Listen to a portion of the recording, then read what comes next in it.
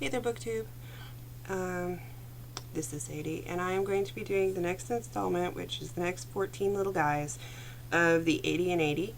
And then I'm going to take a break because life got in the way, and I don't really feel like explaining it. I will in probably another video. But I did want to get these reviews out so that I would be ready to go with book 15 when I resume. Thinking I'll restart it probably November 15th. So book 6 is by John Rushkin. It's called Traffic, and there were 2 different pieces in here. I felt that they were decent ruminations on artifice. It says a radical Victorian's art critic excoriating defiance of dignity and creativity in a world obsessed by money. And I found that Traffic was not as good as The Roots of Honor, which is the other piece that's in here. And basically he just goes into detailing why we do what we do and how it affects us and how that affects art. And why the way capitalism is affecting us is affecting our art and our capabilities to create art. So, I mean, it was Victorian time, and it was very interesting. Vaguely important for current day. Pew Songling and Wailing Ghost is number 7, and these were little short flash fictions. Very short, like a page or 2. There's a bunch of them in here.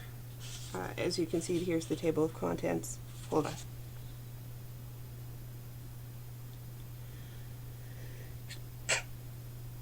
Sorry about that.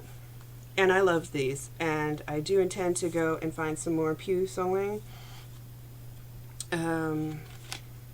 It says these delightful miniature tales of macabre hauntings, monsters, and magic tricks are classical China's greatest stories. And I think what I liked the best about these were just like, not only are they kind of like suspenseful and macabre, like they're just kind of out there. They're very, but they're very to the point.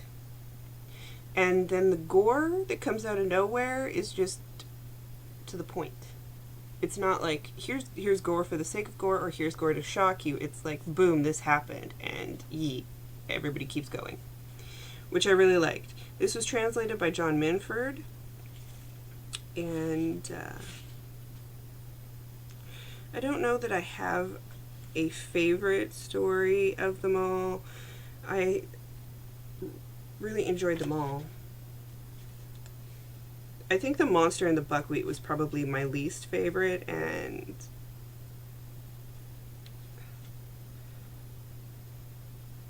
but it was still entertaining. Like, they're all entertaining, and there are some really, really nice woodcutting pictures in there. So Pew Songling, considering it a win, writing that name to look for more. And really, that's what I'm kind of using these for. And I know I mentioned this before when I was talking about one of the previous ones I read, and I said it kind of reads like a Jonathan, like that I couldn't remember. I said Swift's thing about eating babies, and that's A Modest Proposal, which is the landmark 18th century political satire on how to solve the famine in Ireland problem. There's a couple of other things in here, like Meditations on a Broomstick, etc., etc. The examination of certain abuses, corruptions, and enormities. I'm sure that's longer than that. In the City of Dublin. That one's pretty intense, but A Modest Proposal is kind of humorous. Like, I know it's really offensive to people. I know that the idea is really offensive to people, but you've got to understand that it's satirical and it's tongue-in-cheek, and I really appreciate it. And I don't think it would be able to be published nowadays, or even if it was, I think people would just be way too friggin' outraged. Then I read 3 Tang Dynasty Poets, which, okay, so the poets translated by G.W. Robinson and Arthur Cooper. So there's Wang Wei or Wang Yu Chang. They have 2 different names listed in each of them.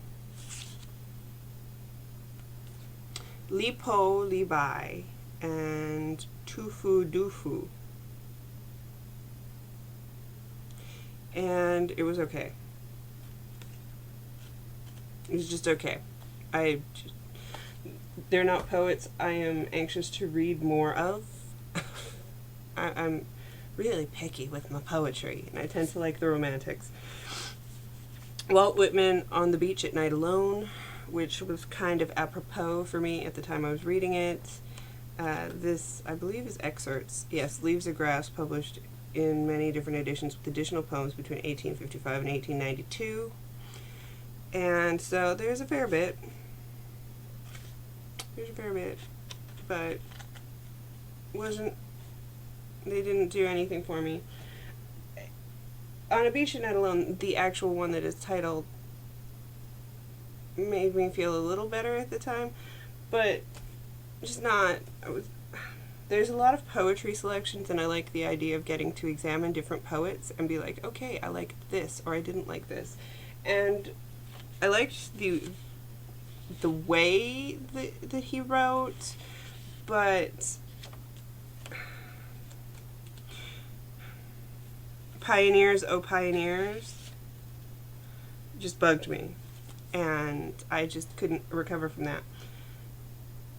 And I like my poetry to rhyme.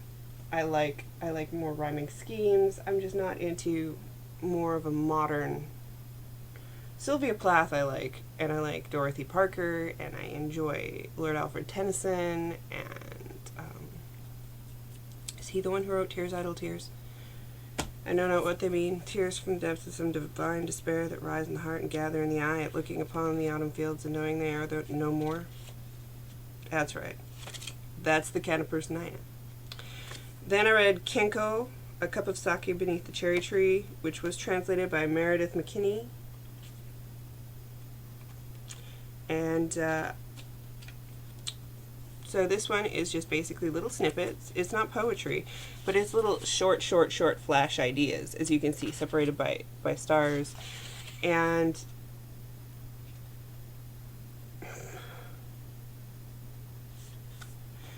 I hated every single one of them. I thought this guy was a prick. I did not like any of the advice. I thought it was all stupid. And basically, it's just anti-marriage, and I can honestly say I will never read any Kenko. Then Balthazar Gracian, How to Use Your Enemies. Is that the only one that was in here? I get the feeling there was more than one. Translated by Jeremy Robbins. No, and this one's the same. This one's the exact same as the Kenko, except it tells you different things on how to live. Better mad with the crowd than sane all alone, say politicians. For if everyone is mad, you'll be different to none, and if good sense stands alone, it would be taken as madness. Too much. Philosophy, just no. Then we have John Keats, whom I kind of like. We get along. He's a romantic. Go figure. This one has The Eve of St. Agnes, which is good. I'm not going to complain. Not my favorite, although it did have La Belle Dame Sans Merci, a ballad. And this is like one of my favorites for the romantics, La Belle Dame. And it's not very long, but basically that's what I enjoyed the most out of this little one. It was just a quick round of poems. And then Thomas Hardy, who I enjoy Far From the Maddening Crowd. I have other ones of his that I want to read. And these are all about his wife who had passed away. And so they're all really sad, mourny song. And I read this one the night before my cat passed. And it was very sad, and it put me in a mood, and that mood hasn't lifted. And so, while I enjoyed it to a certain point, I'm going to stick with his prose because this is just too depressing. And those are... That's my little mini reviews for you of books 6 through 14 of the Little Black Books. I have the whole set, so I will be moving onward. I do have a separate stack for finished in October, so I will hold those separately and do a final video in October that's probably going to be pretty short. But that's my wrap up there, and now I have book haul videos to shoot for you. Okay, Booktube?